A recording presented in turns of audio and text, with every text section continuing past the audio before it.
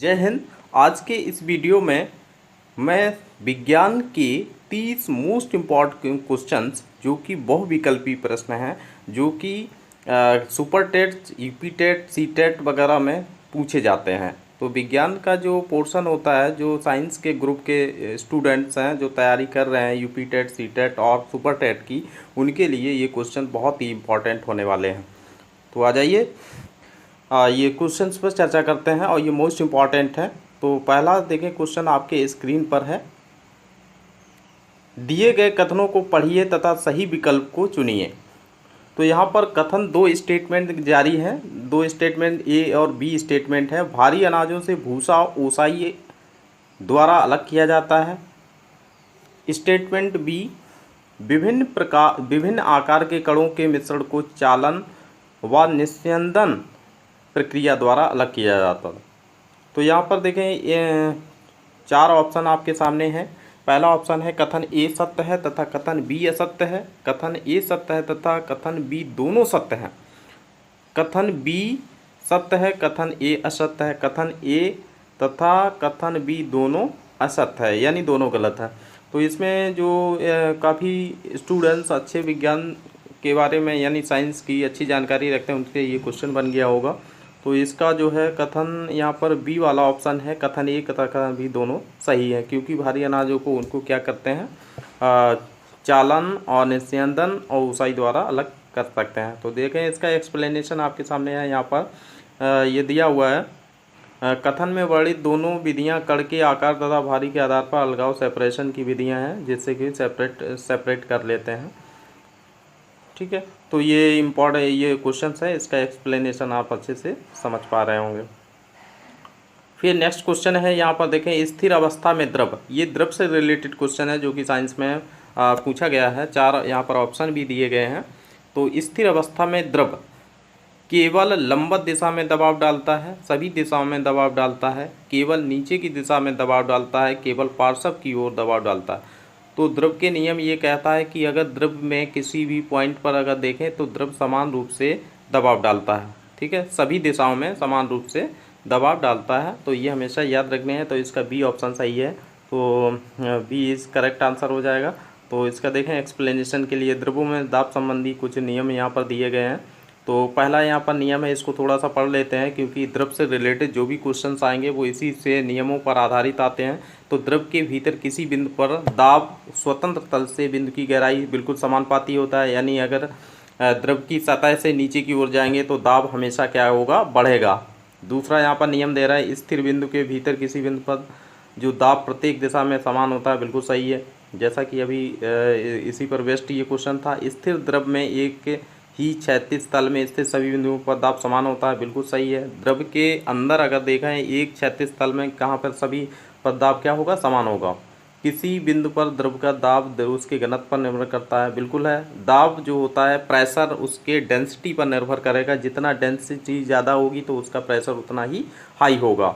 तो 5वां यहाँ पर नियम है, द्रव में कुल दाब P = SdG plus atmosphere pressure, वायुमंडलीय दाब यहाँ पर लिखा हुआ है प्लस करके। तो यहाँ पर देखिए एच क्या है, द्रव की सतह से बिंदु की गहराई है जिस बिंदु पर हमें प्रेशर कैलकुलेट करना है। और जो डी है द्रव का घनत्व है, डेंसिटी है, जी ग्रेविटेशनल एक्सीलेशन है, और यहाँ पर इस तरीके के। ठीक है, तो यहाँ पर देखिए स्थिर अवस्था में सभी दिशाओं में दाब जो दबाव होता है समान रूप से पड़ता है। तो ये हमेशा क्वेश्चन इसका एक्सप्लेनेशन है। तो ये इस क्वेश्चन को आप आसानी से कर पाएंगे, यानी बी इज ऑप्शन करेक्ट। ठीक है, तो इस क्वेश्चन से रिलेटेड है। तो इसके बाद नेक्स्ट क्वेश्चन आपके स्क्रीन पर है। नेक्स्ट क्वेश्चन है, ये समतल यानी मिरर संबंधित जो प्रतिबिंब बनते हैं, इमेज बनती है, उससे रिलेटेड ये है।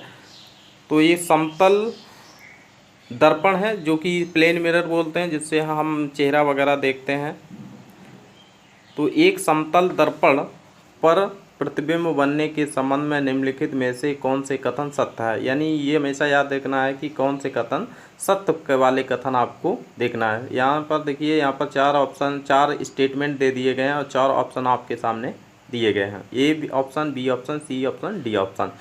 तो पहला जो यहाँ पर कथन है यानी स्टेटमेंट है, प्रतिबिंब का आकार वस्तु के आकार से बड़ा होता है। बी है, प्रतिबिंब वस्तु की दूरी के समान दूरी पर बनता है। प्रतिबिंब पार्श्व प्रतिलोमित होता है। डी है, प्रतिबिंब आभासी होता है। तो ये हमेशा ध्यान देने की ज़रूरत है कि समतल दर्पण से जो इमेज बनती है यानी प्रतिबिंब बनता है वो समान दूरी पर बनेगा और उल्टा बनता है और आभासी बनता है। तो यहाँ पर देखें बी सी डी वाला ऑप्शन सही हो जाएगा, यानी ऑप्शन सी इज़ करेक्ट। ठीक है, तो यहाँ पर देखिए, यहाँ पर लिख रहे हैं, इसका एक्सप्लेनेशन थोड़ा समझ लेते हैं। समतल दर्पण द्वारा बना प्रतिबिंब वस्तु के आकार के बराबर होता है। विकल्प ए असत्य है, शेष तीनों बी सी डी कथन सत्य हैं। ठीक है, तो ए यहाँ पर जो दिया गया है तो ये हमेशा याद रखना है, सी वाला जो बी सी डी है ये ऑप्शन करेक्ट है। ठीक है, तो ये दर्पण से रिलेटेड है। तो नेक्स्ट क्वेश्चन यहाँ पर है, देखिए इस क्वेश्चन में 34 यानी 4th नंबर जो क्वेश्चन है, निम्नलिखित सभी एक कोशिकीय हैं, यानी जो भी ऑप्शन में दिए गए हैं वो एक कोशिकीय हैं, सिवाय एक के अलावा बाद बाकी सभी क्या हैं, एक कोशिकीय हैं। युग्मज या युग्मनज, भ्रूण, पैरामीशियम, पैरामीशियम एक कोशिकीय है, भ्रूण भी एक कोशिकीय है, युग्मज भी एक कोशिकीय है। मुर्गी का जो अंडा है ये क्या होता है, बहुकोशिकीय होता है। तो यहाँ पर भी ऑप्शन सही हो जाएगा। देखिए एक्सप्लेनेशन में भी यहाँ पर लिख दिया गया है, मुर्गी का अंडा एक बहुकोशिकीय संरचना है। यह विदलन की अंतिम अवस्था है जिसमें पाया जाने वाला एल्ब्यूमिन शेष भ्रूणीय संरचना का विकास करता है। अन्य एक कोशिकीय जीव अमीबा, जीवाणु, युग्मज, भ्रूण, पैरामीशियम इत्यादि ये क्या है, एक कोशिकीय जीव हैं। अमीबा, जीवाणु और युग्मज, भ्रूण, पैरामीशियम ये एक कोशिकीय हैं। ये इससे रिलेटेड हमसे क्वेश्चन एग्जाम में पूछा जाता है। तो चलते हैं, बढ़ते हैं नेक्स्ट क्वेश्चन की ओर। क्वेश्चन नंबर यहाँ पर देखें 35 है, यानी 5th नंबर क्वेश्चन है। तो यहाँ पर देखिए क्वेश्चन आपके स्क्रीन पर है, तो इसको थोड़ा देखते हैं। यहाँ पर देखिए, दैनिक जीवन के निम्नलिखित उदाहरण पढ़िए तथा उचित विकल्प का चयन कीजिए। यानी दैनिक जीवन में क्या है कि इसका यूटिलाइजेशन ज़्यादा ही होता है साइंस का, तो इस वजह से इससे रिलेटेड क्वेश्चन अक्सर 1-2 पूछे जाते हैं। तो यहाँ पर ये कथन स्टेटमेंट यहाँ पर दे रहा है, जब भोजन खराब होता है तो वह दुर्गंध उत्पन्न करता है। सेब के एक टुकड़े को जब कुछ क्षण के लिए बाहर रखा जाता है तो वह भूरा हो जाता है। चींटी के काटने से उत्पन्न जलन को शांत करने के लिए कैलामिन का प्रयोग किया जाता है। तो इसमें 3 स्टेटमेंट दे दिए हैं और ऑप्शन ए, ऑप्शन देखिए यहाँ पर ऑप्शन दिए हैं, 4 ऑप्शन दे दिए। तो कौन सा ऑप्शन सही होगा, स्टेटमेंट 3 है, A B C D capital में जो लिखे हैं, और जो स्मॉल में ए बी सी डी लिखे हैं ये क्या है, विकल्प दे दिए गए हैं। कौन सा विकल्प सही है ये आपको फाइंड करना है। तो ए तथा बी रासायनिक परिवर्तन प्रस्तुत करते हैं। तो ए बी रासायनिक यानी स्टेटमेंट ए कथन बी क्या है, रासायनिक परिवर्तन प्रस्तुत, सभी रासायनिक परिवर्तन हैं। बी एक भौतिक परिवर्तन है, ए तथा बी भौतिक परिवर्तन है। तो यहाँ पर देखिए जितने भी आपको यहाँ चींटी के काटने से उत्पन्न शांत को कैलामिन का प्रयोग किया जाता है, ये सब क्या है, रासायनिक परिवर्तन है। ठीक है, तो यहाँ बी ऑप्शन सही हो जाएगा। देखिए इसका एक्सप्लेनेशन आपके सामने है, इसको आप थोड़ा सा स्टडी कर लीजिए। सेब को काटने के कुछ देर पश्चात भूरा हो जाता है। ये एंजाइमेटिक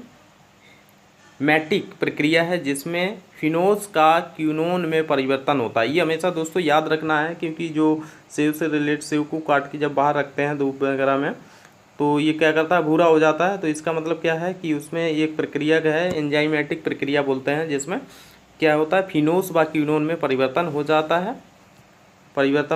शेष अन्य विकल्प सभी रासायनिक परिवर्तन को दिखाते हैं, सभी रासायनिक परिवर्तन के उदाहरण हैं। तो सभी रासायनिक परिवर्तन है, भोजन खराब हो जाता है, दूध से दही बनना, ये क्या है, ये सब केमिकल रिएक्शन है, रासायनिक परिवर्तन है।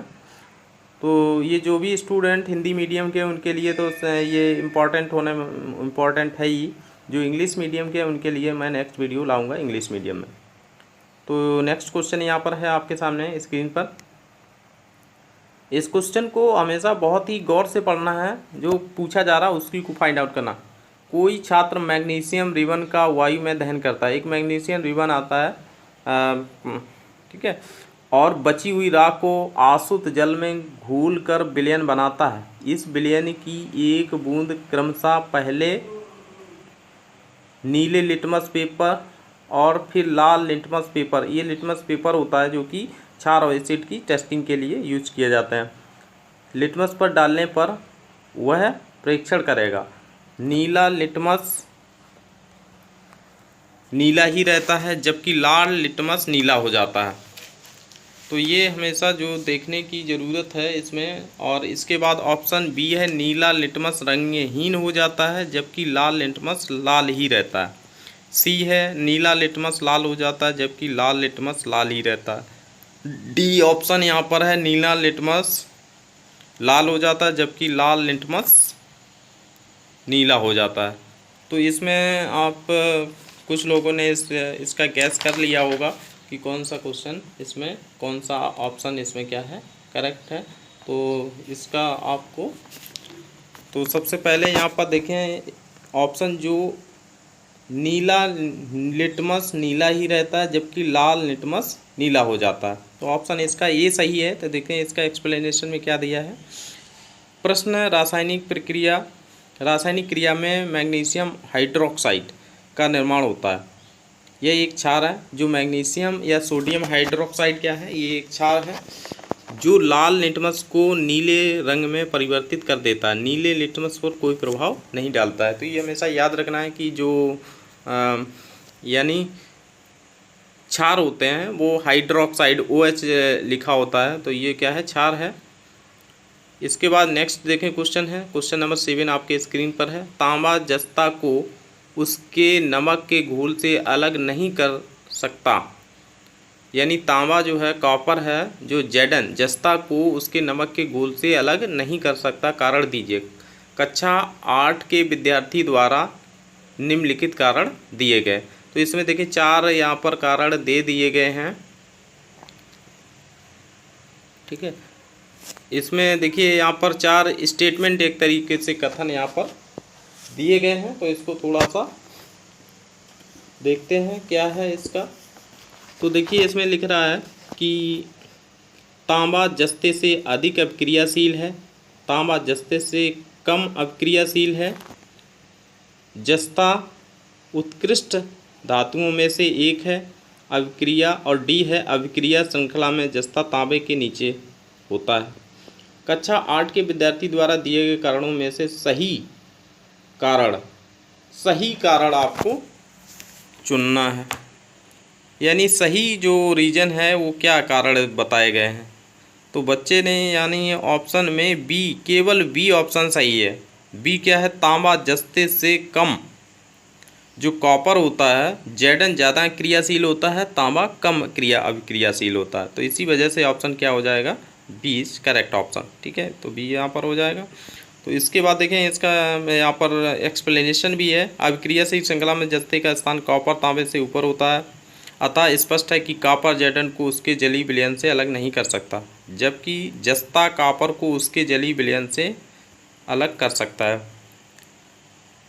तो इसका बी ऑप्शन करेक्ट हो जाएगा। बढ़ते हैं नेक्स्ट क्वेश्चन की ओर। देखिए नेक्स्ट क्वेश्चन आपके स्क्रीन पर है।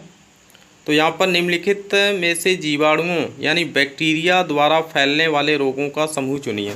तो ये हमेशा ये दोस्तों याद रखने की ज़रूरत है कि ये बैक्टीरिया से रिलेटेड क्वेश्चन अक्सर एग्जाम में पूछे जाते हैं, तो ये हमेशा आपको थोड़ा सा याद रखने की ज़रूरत है। देखिए यहाँ पहला ऑप्शन है छोटी माता, इन्फ्लुएंजा और पोलियो।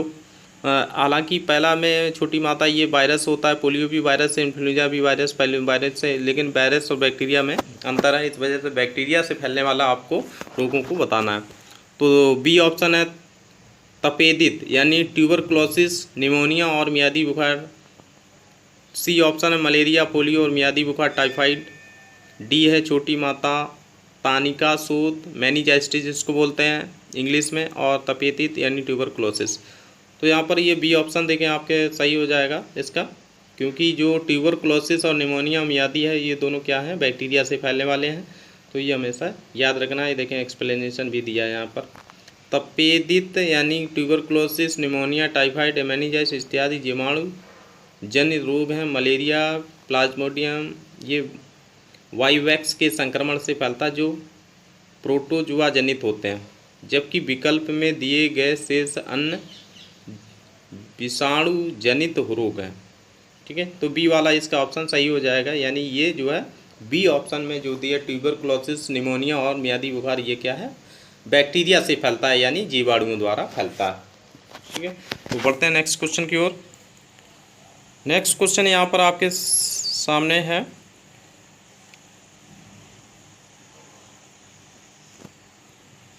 ये देखिए यहाँ पर दिए गए, नीचे दिए गए स्तंभ ए स्तंभ बी पर विचार कीजिए, जिनमें से स्तंभ ए में सूक्ष्म जीवों के नाम दिए गए हैं तथा स्तंभ बी में उन वर्गों के नाम दिए गए हैं जिनमें से वे संबंधित हैं। तो एस्परजिलस, यहाँ पर एस्परजिलस जो है के सामने फर्स्ट में दे दिया गया शैवाल, लैक्टोबैसिलस जीवाणु, पैरामीशियम कवक, स्पाइरोगाइरा प्रोटोजोआ विषाणु, इस तरीके के ये दिए गए हैं। तो इसका आपको सही स्तंभ ए की मदों का स्तंभ बी की मदों के साथ सही मिलान कीजिए। तो आपको सही मिलान इसमें जो देखना है तो वो क्या होगा, इसका आप जो है इसको देखते हैं।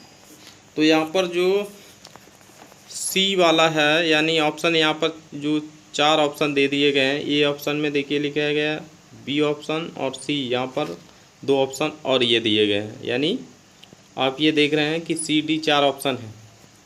तो यहाँ पर जो सी वाला ऑप्शन है यानी वो सही है। तो सी वाला कैसे सही है, यहाँ पर देखिए ये जो एस्परजिलस है वो क्या है, एक प्रकार की कवक है।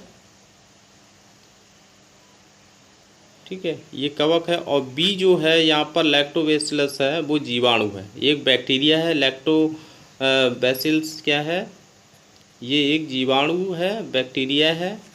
और पैरामीशियम्स, इसके बाद सी वाला यहाँ पर देखिए ये दिया हुआ सी वाला का 4th है ना, प्रोटोजोआ है, इस तरीके से। और डी यहाँ पर दे दिया गया है का फर्स्ट शैवाल है। तो इस तरीके से ये जो है इसका ये हमेशा थोड़ा सा देखना है इसको, इसका बी वाला सी ऑप्शन जो है करेक्ट हो जाएगा। इसका देखें एक्सप्लेनेशन भी दिया गया है। एस्परजिलस क्या है, एक कवक है। लैक्टोबैसिलस जीवाणु है। पैरामीशियम क्या है, एक प्रोटोजुआ से है रिलेटेड है। स्पाइरोगाइरा क्या है, एक शैवाल है। ठीक है, तो इसका ये एक्सप्लेनेशन है, यानी सी ऑप्शन इज करेक्ट। इसके बाद देखें यहाँ पर जो नेक्स्ट क्वेश्चन है, नेक्स्ट क्वेश्चन है स्क्रीन पर, निम्नलिखित में से कौन से कथन मानव संचरण तंत्र में सिराओं के विषय में सत्य है। देखिए सिराओं के विषय में सत्य है, ये हमेशा देखना है। सभी सिराएं कार्बन डाइऑक्साइड बहुल रक्त को वहन करती हैं। कार्बन डाइऑक्साइड की बात कर रहा है इसमें। बी में दिया है, बी ऑप्शन में सिराओं की दीवारें पतली होती हैं, यानी स्टेटमेंट दे रहे हैं, ये 3 स्टेटमेंट दे दिए। सिराएं रक्त को विभिन्न अंगों से हृदय की ओर ले जाती हैं। तो सिराएं क्या करती हैं कि सिराएं की दीवारें भी पतली होती हैं, और क्या होता है, सिराएं रक्त को विभिन्न अंगों से हृदय की ओर सिराएं भेज देती हैं। ठीक है, तो ये इसका मतलब है बी और सी वाला जो है इसका ऑप्शन सही हो जाएगा, यानी सी इज करेक्ट आंसर। देखें यहाँ पर सी वाला करेक्ट है। और इसका देखें ये एक्सप्लेनेशन भी है, इसको थोड़ा पढ़ लेते हैं। सामान्यतः अशुद्ध व कार्बन डाइऑक्साइड युक्त CO2 रुधिर कोशिकाओं सिराओं में बहता है, किंतु जो पल्मोनरी वेन हैं शुद्ध रक्त, इसमें पल्मोनरी वेन में क्या होता है, शुद्ध रक्त या ऑक्सीजन O2 रुधिर बहता है, यानी ऑक्सीजन युक्त। ठीक है, तो शुद्ध अशुद्ध रक्त से मतलब है अगर ऑक्सीजन उसमें मिक्स है तो क्या है, वो शुद्ध है। सिराओं की दीवारें पतली तो अपेक्षाकृत कम पेशी होती हैं। सिराएं बेरुधिर वाहिनियां हैं जो रक्त को विभिन्न अंगों से हृदय की ओर ले जाती हैं। तो ये देखें, ये मोस्ट इंपॉर्टेंट क्वेश्चन है, ये प्रश्नोत्तर तंत्र से है। तो ये हमेशा क्या है, क्वेश्चन ऐसे तरीके से पूछे जाते हैं। बढ़ते हैं नेक्स्ट क्वेश्चन की ओर। देखें नेक्स्ट क्वेश्चन आपके स्क्रीन पर है, तो इसको क्वेश्चन को रीड करते हैं। तो यहाँ पर क्वेश्चन है, देखिए सेलुलोज बहुल खाद्य पदार्थ रुक्षांश, इसको बोलते हैं खाद्य पदार्थ रुक्षांश, मानव के संतुलित आहार के आवश्यक अवयव माने जाते हैं। निम्नलिखित में से कौन सा एक कथन सेलुलोज के बारे में सही है। तो सेलुलोज के बारे में जो स्टेटमेंट सही है उस स्टेटमेंट को आपको फाइंड करना है। तो यहाँ देखिए, यहाँ पर लिख रहा है मानव में उपस्थित, पहला ऑप्शन है, मानव में उपस्थित सेलुलोज पाचक जीवाणु सेलुलोज को रेशों में परिवर्तित कर देते हैं। सेलुलोज आसानी से छोटे छोटे अवयवों में टूट जाता है, जो कि रुक्षांश के रूप में निष्कासित हो जाते हैं।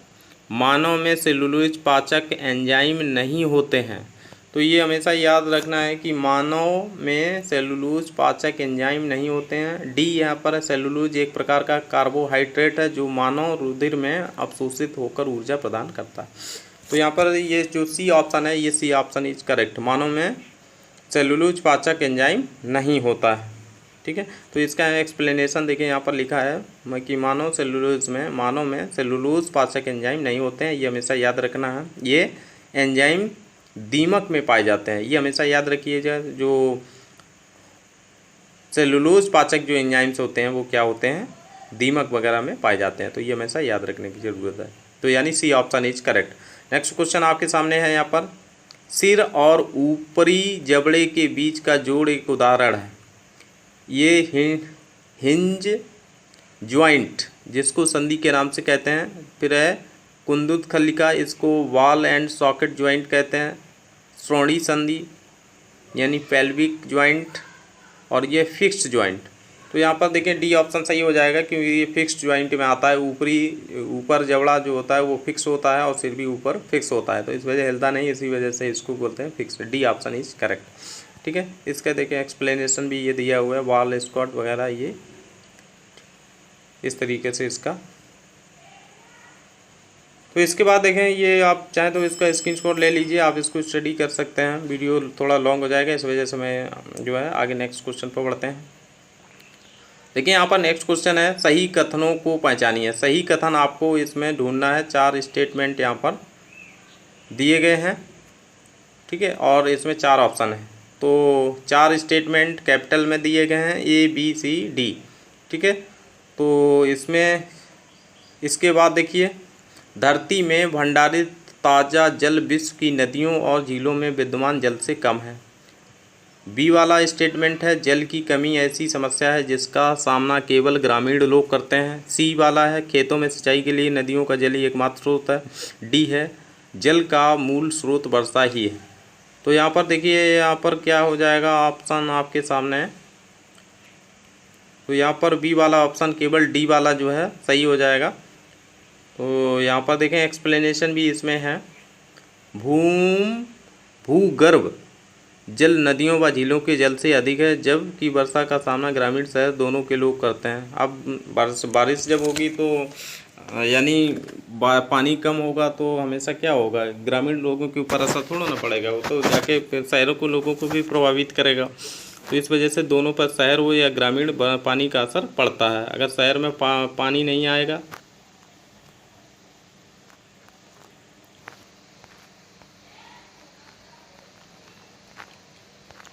नेक्स्ट क्वेश्चन हो गया है, हाँ देखिए ये क्वेश्चन था, थोड़ा ये स्क्रॉल डाउन हो गया। तो यहाँ पर देखिए, सबसे पहले यहाँ पर जो है दोनों पर असर डालता है। तो इस तरीके से क्या होगा, इसका डी ऑप्शन वाला, यानी जो डी स्टेटमेंट है वो सही होगा। तो यानी बी, जो 4 दिए गए हैं, ऑप्शन में ए सी स्टेटमेंट है और बी में केवल डी ऑप्शन। तो डी वाला केवल क्या होगा, सही होगा, यानी बी ऑप्शन सही है। भूगर्भ जल नदियों झीलों के से अधिक होता है, ग्रामीण दोनों का शहर असर डालता है, खेतों की सिंचाई के विभिन्न प्रचलित स्रोत हैं, तथा यह सत्य है कि जल का मूल स्रोत क्या है, वर्षा है। तो वर्षा से हमें जल प्राप्त होता है ज़्यादा से ज़्यादा मात्रा में। तो बढ़ते हैं नेक्स्ट क्वेश्चन की ओर। देखिए यहाँ पर क्वेश्चन है, विज्ञान में आंकलन को बल देना चाहिए। संक्षिप्त परिभाषाओं और सही उत्तरों पर, अवधारणाओं और प्रक्रियाओं की समझ पर प्रयोग करते हुए सही परिणामों की प्राप्ति पर, साफ और स्पष्ट आरेख बनाने की योग्यता पर। तो इसमें बताइए, सभी लोग, आप लोगों ने फाइंड कर लिया होगा कौन सा ऑप्शन इसमें सही है। तो इसमें बी ऑप्शन इज करेक्ट। अवधारणाओं और प्रक्रियाओं की समझ पर हमें ध्यान देना चाहिए। बढ़ते हैं नेक्स्ट क्वेश्चन की ओर। वीडियो लॉन्ग हो रहा है, इस वजह से थोड़ा जल्दी कर रहे हैं, आप समझ। निम्नलिखित में से मुक्त अंत वाला या वाले प्रश्नों को पहचानिए। मुक्त अंत वाले प्रश्न क्या होते हैं, अगर हमारे शरीर में मांसपेशियां ना हो तो हमें किन समस्याओं का सामना करना पड़ेगा। मांसपेशियां ही नहीं होगी तो क्या है, कंकाल बचेगा, हवा आसपास निकल जाएगी, कोई मतलब ही नहीं है। तो फिर बी इसमें स्टेटमेंट है, गुलाब के पौधे, आम के पेड़, तुलसी के तने में क्या अंतर होता है, सांप और घोंघे की गति शैली में बहुत अंतर होता है। विभिन्न जड़ों का अवलोकन कीजिए, उनकी विशेषताएं लिखिए। तो यहाँ पर देखिए दोस्तों, मैं आपको बता दूँ जो ऑप्शन 4 ऑप्शन दे रहे हैं ABCD, स्मॉल लेटर में क्या है, ये स्मॉल में जो ABCD लिखे हैं स्मॉल में ये ऑप्शन दिए हैं, और जो कैपिटल ABCD 4 स्टेटमेंट दिए गए। तो यहाँ पर क्या हो जाएगा, मुझे लगता है कि ए वाला सही होगा, ठीक है, यानी सी ऑप्शन सही होगा। तो सी वाला देखें मुक्त है, क्या है, मांसपेशियाँ। ये क्या है, मुक्त स्टेटमेंट क्या होते हैं, मुक्त अंत वाले प्रश्न वे होते हैं जिनके उत्तर की सीमा निश्चित नहीं होती। अब जैसे यहाँ पर पहला स्टेटमेंट दे दिया, अगर हमारे शरीर में मांसपेशियाँ ना हो तो हमें किन समस्याओं का सामना पड़ेगा। तो ऐसा क्वेश्चन, एब्सर्ड क्वेश्चन की मांसपेशियाँ नहीं होगा तो मनुष्य नहीं होगा, मनुष्य होगा तो कंकाल होगा। तो इस तरीके से ये क्वेश्चन है, तो ये बहुत ही अच्छे क्वेश्चन है, तो इसको हमेशा याद रखिए। मुक्त अंत वाले प्रश्न जिसका कोई निश्चित उत्तर नहीं होता, सी में। बढ़ते हैं नेक्स्ट क्वेश्चन की ओर दोस्तों। देखिए यहाँ पर ये क्वेश्चन है, मोस्ट इंपॉर्टेंट क्वेश्चन है, इस क्वेश्चन को रीड करते हैं। कक्षा 8 की NCERT की पाठ्य पुस्तक में से दिए गए अनुच्छेद को पढ़िए। ये नायलॉन रेशम जैसा दिखता है, यह प्रबल और लचीला होता है, जब 1939 में नायलॉन सामने आया तो उसके मोहक गुणों ने जनता में सनसनी अथवा नायलॉन उन्माद उत्पन्न कर दिया। इस नए रेशे से बने महिलाओं के मोज़ों की भारी मांग थी, परंतु दुर्भाग्य से द्वितीय विश्व युद्ध 1939 से 1945 के चलते नायलॉन उत्पादन अधिकांश भाग पैराशूट बनाने के काम में लिया जाने लगा। युद्ध के बाद जब मोज़ों का उत्पादन पुनः प्रारंभ हुआ तो मांग के अनुसार पूर्ति नहीं हो सकी। इस उत्पादन के लिए एक भारी काला बाजार था। एक जोड़ा मोजे के लिए महिलाओं को कई घंटे लाइन में लगना पड़ता था। मोजा खरीदने के लिए बताओ लाइन में लगना पड़ता था उस समय। कई बार नायलॉन उपद्रवी हो जाते थे। विज्ञान की पाठ्यपुस्तक में उपयुक्त को शामिल करने की क्या सार्थकता है। यानी ये जो पूरा व्याख्यान दिया गया है, इसको पढ़ के इसका विज्ञान में क्या यूटिलाइजेशन है। देखिए यहाँ पर 4 स्टेटमेंट दे दिए गए। विज्ञान में ऐतिहासिक परिप्रेक्ष्य का विकास में विचारों का विकास करना, यह समझ विकसित करना कि नए आविष्कार किस तरह नई मांगों को उत्पन्न करते हैं। विज्ञान की जो समग्र समझ का विकास करना, ऐसे घटना वृत्तांतों को शामिल करने से विज्ञान की पाठ्यपुस्तक आसान और सरल बन जाती है। तो इसमें 4 ऑप्शन देखें यहाँ पर आपके सामने दिए गए हैं। तो इस तरीके के जो क्वेश्चंस हैं इसको स्टडी करने के बाद ही पता लगता है। तो देखिए यहाँ पर जो दिए गए हैं, विज्ञान में ऐसी परिप्रेक्ष्य का विकास करना, विचारों जो ए स्टेटमेंट है, ऐसी घटनाओं बता दो। तो यहाँ पर जो है डी ऑप्शन सही हो जाएगा। देखिए डी, उपरोक्त तरह से विज्ञान पाठकों का उद्देश्य है कि इस विषय को सरल व रोचक बनाना है। रोचक बनाने के लिए यानी डी वाला, यानी स्टेटमेंट ए और स्टेटमेंट डी, यानी जो डी वाला विकल्प है वो सही है। अध्ययन के लिए इसको शामिल किया गया है। तो ये ऐसे ही क्वेश्चन आते हैं, बहुत ही आपको टाइम टेकन वाले हैं, आपको जल्दी रीड करके उसका आंसर फाइंड करना। बढ़ते हैं नेक्स्ट क्वेश्चन की ओर। तो यहाँ पर देखिए, यहाँ पर लिखा है कभी कभी शिक्षार्थियों को विज्ञान संबंधी अवधारणाओं से जुड़ी वैकल्पिक अवधारणा होती है। विज्ञान शिक्षक को क्या करना चाहिए। तो यहाँ पर देखिए दिया हुआ है, शिक्षार्थियों को बताएं कि उनके विचार गलत हैं और उन्हें सही है। बी है, अवैज्ञानिक विचारों के लिए शिक्षार्थियों को डांटें। नहीं, डांटें नहीं, बच्चों को बिल्कुल नहीं डांटें। उनके विचारों की अपेक्षा करें। विभिन्न गतिविधियों के माध्यम से अपने विचारों पर पुनः विचार करने में मदद करें। बिल्कुल सही। तो इसका डी ऑप्शन दोस्तों सही हो जाएगा, क्योंकि विद्यार्थियों को हमेशा मदद ही करना चाहिए। विद्यार्थी पढ़ना नहीं चाहते हैं, इस वजह से उनको ज़बरदस्ती पढ़ाना चाहिए, ठीक है। तो इसी वजह से विद्यार्थी इंटरेस्ट लेते हैं, तो वो अच्छी बात है। तो देखिए यहाँ पर जो डी वाला दे, विद्यार्थियों में संबंधी अवधारणाओं से जुड़ी वैकल्पिक अवधारणा होती है, उसके लिए शिक्षक को चाहिए कि ऐसी प्रतिविधि करे जिससे कि छात्र तथ्य पर बार बार विचार करे तथा उन्हें विषय वस्तु सही ज्ञान। बढ़ते हैं नेक्स्ट क्वेश्चन की ओर। इसका डी ऑप्शन सही हो जाएगा। तो नेक्स्ट क्वेश्चन आपके स्क्रीन पर है, स्टेटमेंट से रिलेटेड। निम्नलिखित कथनों में से कौन से या कौन सी अच्छी विज्ञान कक्षा की ओर संकेत करता है। यानी कौन सा स्टेटमेंट होता है जो कि अच्छा बताता है। शिक्षार्थी स्वयं अपने प्रयोग करते हैं और अपने अवलोकनों को दर्ज करते हैं, ये भी स्टेटमेंट में दिया है। और बी ऑप्शन है, बी यानी स्टेटमेंट है, शिक्षार्थी शिक्षक द्वारा दिए गए निर्देशन प्रबोधन का अवलोकन करते हैं और उनके चरणों को लिखते हैं। सी है स्टेटमेंट, शिक्षार्थी अधिक प्रश्न पूछने के लिए स्वतंत्र हैं। और डी है, शिक्षक प्रशिक्षण के लिए पाठ्य पुस्तक के साथ साथ विविध प्रकार के यानी शिक्षक के पाठ्य पुस्तक के साथ साथ विविध संसाधनों का प्रयोग करता है। तो यहाँ पर देखें 4 ऑप्शन आपके सामने हैं, तो बी वाला ऑप्शन यहाँ पर सही हो जाएगा। ए सी डी स्टेटमेंट सही है। शिक्षार्थी चाहे तो प्रयोगशाला में जाके कितने में चाहे अवलोकन करे, चाहे प्रैक्टिकल करे, कुछ भी करे, फ्री है। सी वाला क्या है, शिक्षार्थी जो स्टूडेंट्स हैं प्रश्न पूछ सकते हैं, पूछते ही हैं। इसके बाद जो डी वाला है, डी क्या है, शिक्षक पाठ्यपुस्तक के साथ साथ संसाधनों, और शिक्षक का मतलब है कि शिक्षक बच्चों को संसाधन प्रोवाइड कराए, तो यानी इसका क्या हो जाएगा, बी ऑप्शन सही हो जाएगा।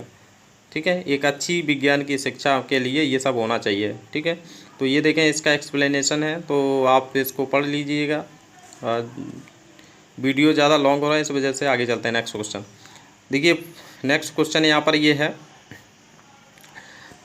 सोमिया अक्सर अपनी कक्षा 7th के विद्यार्थियों को क्षेत्र भ्रमण पर ले जाती है। यानी सोमिया अक्सर क्या है, टीचर, उसका उद्देश्य क्या हो सकता है, उद्देश्य क्या है, यह विद्यार्थियों को ठोस अनुभव प्रदान करता है। बी वाला स्टेटमेंट दे रहा है, वह उन्हें इस पर प्रोजेक्ट और दत्तकार गठनात्मक के लिए दे सकती है। वह विद्यार्थियों के प्रमाण कौशलों का विकास करती है, यह उसके शिक्षण समय को बचाती है। तो यानी यहाँ पर देखिए, यहाँ पर जो दिया है, जो ए वाला ऑप्शन है ए बी सी, तो ये हमेशा क्या होता है, ये सही हो जाएगा, ए ऑप्शन सही हो जाएगा। यहाँ पर ठोस तो नॉलेज मिलता ही भ्रमण करने से, टूर पर जाने पर क्या होता है, नॉलेज सही प्रत्यक्षदर्शी नॉलेज मिलती है। तो इस तरीके से यह ऑप्शन क्या हो जाएगा, ए वाला सही हो जाएगा। यानी स्टेटमेंट ए बी और सी, तो 3 ऑप्शन सही हैं, डी वाला सही नहीं है। शिक्षण का समय बचाने से क्या है, शिक्षण जितना समय दोगे उतना अच्छा रहेगा। तो यह पर नेक्स्ट क्वेश्चन है दोस्तों, नेक्स्ट क्वेश्चन आपके स्क्रीन पर है, देखिए, निम्नलिखित आंकलन युक्तियों में से कौन सी युक्ति विज्ञान कक्षा में विद्यार्थियों को प्रायोगिक कौशल को आंकलित करने के लिए सबसे अधिक उचित है। सबसे अधिक जो उचित है वो कौन सी है, ये आपको बताना है। ये इसमें 4 ऑप्शन है, प्रयोग, अभिलेख, कागज़, पेंसिल, परीक्षा। ये परीक्षाएं जो होती हैं, एक तो जांच सूची चेक लिस्ट होती है, अवधारणा, प्रचित्र। तो इस तरीके के जो क्वेश्चन है, इसमें आपको दोस्तों को पता ही हो गया होगा कौन सी आप अवधारणा जो प्रतिचित्रण होती है, ये सबसे अधिक उचित मानी जाती है। तो देखें इसका एक्सप्लेनेशन, अवधारणा प्रचित्रण छात्रों की प्रायोगिक कौशल मापन की युक्त विधि है। ठीक है, ये मेथड है, और उससे छात्रों के वास्तविक अर्जित ज्ञान का पता लगाया जा सकता है। ठीक है, लगाया जाता ही है। तो बढ़ते हैं नेक्स्ट क्वेश्चन की ओर। देखिए नेक्स्ट क्वेश्चन यहाँ पर है, इसमें 4 ऑप्शन भी दिए गए हैं। ये देखें आपके सामने ऑप्शन है, क्वेश्चन पढ़ते हैं। पानी के नल को खोलिए, इसके पतली धार के लिए समायोजित कीजिए, किसी रिफिल को आवेशित कीजिए, इसे जल की धारा के निकट लाइए, प्रेक्षण कीजिए क्या होता है, इस गतिविधि की संक्षिप्त रिपोर्ट। इस गतिविधि के माध्यम से विद्यार्थियों में विकसित कौशल है अवलोकन, प्रयोग करना, संप्रेषण, केवल प्रयोग करना, अवलोकन, प्रयोग करना, सृजनात्मक, केवल अवलोकन करना। तो जो इस तरीके के क्वेश्चन है, इस तरीके से ये जो सी वाला है,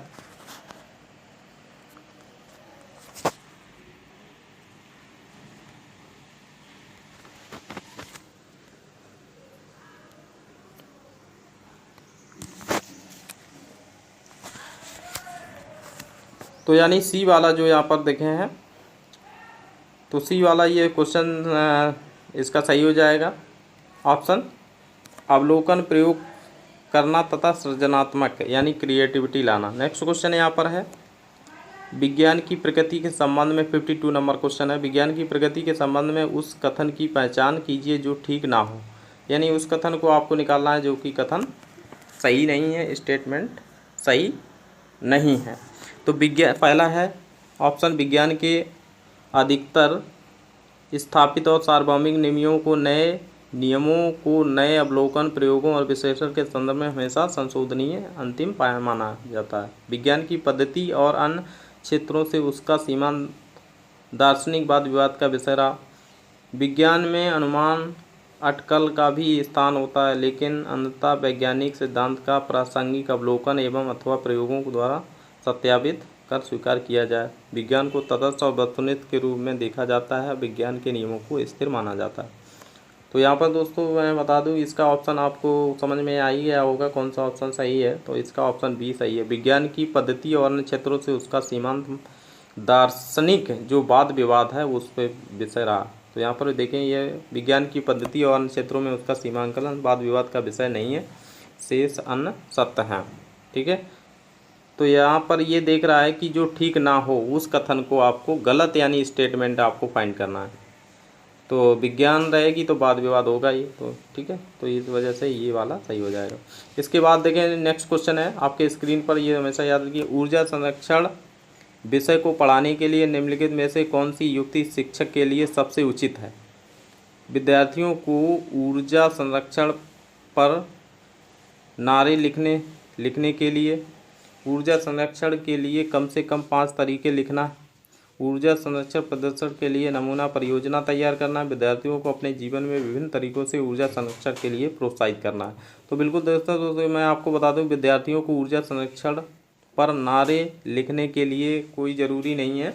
तो यहाँ पर आपको बता रहे हैं कि ये जो बी वाला है यानी BCD ऑप्शन जो है बी सही हो जाएगा। देखिए यहाँ पर दिया हुआ है, नारे लगाने की ज़रूरत नहीं है, बल्कि इस पर जो है विचार करने की ज़रूरत है, उसको मानने की आवश्यकता है। ठीक है, तो बढ़ते हैं नेक्स्ट क्वेश्चन की ओर। तो यानी बी वाला सही हो जाएगा। तो यहाँ पर देखिए, हमारे सौर परिवार में ऐसे 2 ग्रह हैं जिनका सूर्य के चारों ओर परिक्रमण काल हमारी पृथ्वी के परिक्रमण काल की तुलना में छोटा है, परंतु उसका जो घूर्णन पृथ्वी के घूर्णन से बड़ा है। इन ग्रहों के नाम है क्या है? बुध और शुक्र। तो बी वाला जो है यूरेनस, 4 ऑप्शन दिए, मंगल, बृहस्पति, बुध और शनि, बुध और शुक्र। तो यहाँ पे बुध और शुक्र वगैरह है, जो यानी बी वाला ऑप्शन सही है। देखिए इसका एक्सप्लेनेशन यहाँ पर दिया गया है। तो ये दोस्तों ये पढ़ने की ज़रूरत है।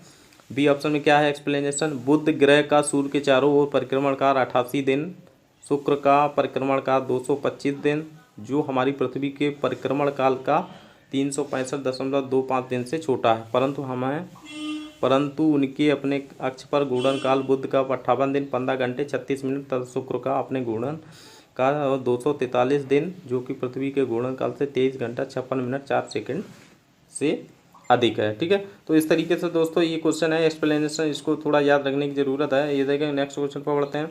यहाँ पर लिख रहा है, देखिए, सल्फर, एल्युमिनियम और लौह फेरस के गलनांक क्रमशः इतने दिए हुए हैं, निम्नलिखित में से कौन एक सही है? सही इसमें देखना है, केवल सल्फर 200 सेल्सियस तापमान पर ठोस है, फेरस, सल्फर, एल्युमिनियम 200 सेल्सियस तापमान पर ठोस है, केवल फेरस 200 सेल्सियस तापमान पर ठोस है, एल्युमिनियम और फेरस 200 सेल्सियस तापमान पर ठोस है।